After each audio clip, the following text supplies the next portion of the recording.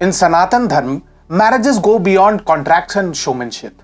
Recently, the Allahabad High Court took an important stance on this matter. They emphasized that a Hindu marriage is not just about exchanging garlands and rings, it's more profound. They explained that for a marriage to be valid and recognized by the law, it must follow proper ceremonies, especially the Saptapadi ritual. The High Court's ruling highlighted the significance of these rituals. Without them, a marriage cannot be considered solemnized or legally valid. So welcome everyone and join us as we explore the wisdom of this judgment and the true essence of Sanatan matrimony. We shall also know that how in Sanatan Dharma, marriage is about adhering to ancient traditions, not some superficial show. In a recent judgment that carries profound implications for Sanatan aka Hindu marriages, the Allahabad High Court has spoken with unwavering authority and clarity. The case revolved around a marriage dispute where a man sought to prove the invalidity of his estranged wife's purported second marriage. What emerged from this legal crucible was a resounding affirmation of the sanctity of the Sanatan matrimonial traditions. The Allahabad High Court left no room for ambiguity as they unequivocally ruled that Sanatan marriages are incomplete without the solemn and sacred Saptapadi ceremony, also known as Saat Fere in Hindi, wherein the bride and groom take 7 rounds around the holy fire. This ancient ritual, the court asserted, is a fundamental pillar of a valid Hindu marriage. In its authoritative pronouncement, the court elucidated the very essence of the term solemnize in the context of marriage. It emphasized that to solemnize a marriage means to celebrate it with proper ceremonies and due form. Without these rituals performed in the prescribed manner, a marriage cannot be considered solemnized under the law.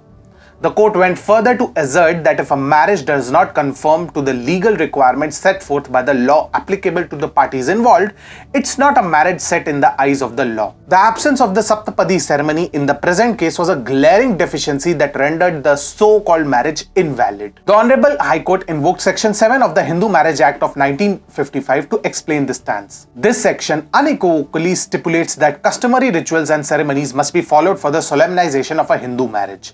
The bride and groom during these rites take 7 sacred steps together around a consecrated fire.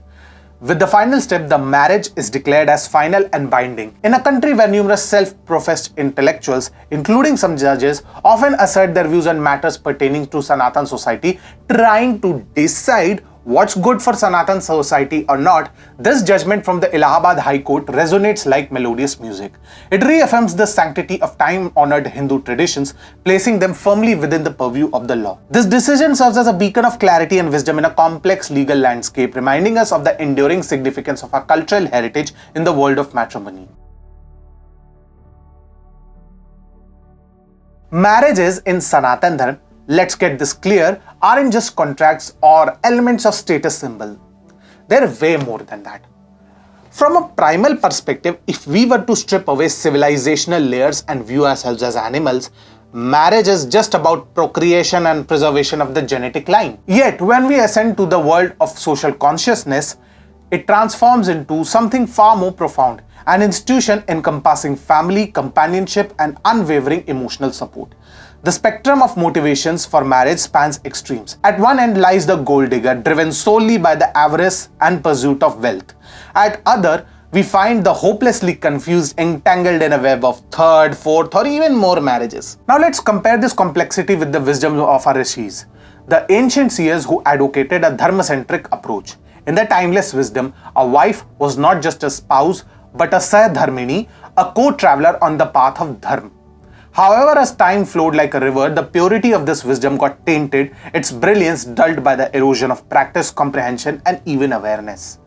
In the teachings of Sanatan Dharma, they make it clear. Things like desire, ego, envy, greed, and vanity have no place in marriage. Marriage is a holy bond where you let go of all these base desires. Vivah or marriage in Sanatan Dharma is a dharmic journey in itself. It's about a couple evolving together while serving society selflessly. If we imbibe and apply the spirit of this message from the rishis, then every marriage is bound to be successful, enrich the society, and raise the standard for the future generations. It won't be an easy task given the fact that we have been intoxicated by the Western models despite seeing the disastrous consequences. However, with the right approach, this path doesn't seem impossible to tread either. Now, why is this important? Because in today's world where ego, wokeism, and cultural clashes often dominate, the recent judgment by Allahabad High Court shines like a guiding light. It reminds us of the profound meaning of marriage in Sanatan Dharma, offering hope that amidst all chaos, our ancient wisdom can still show us the path to a harmonious and righteous life.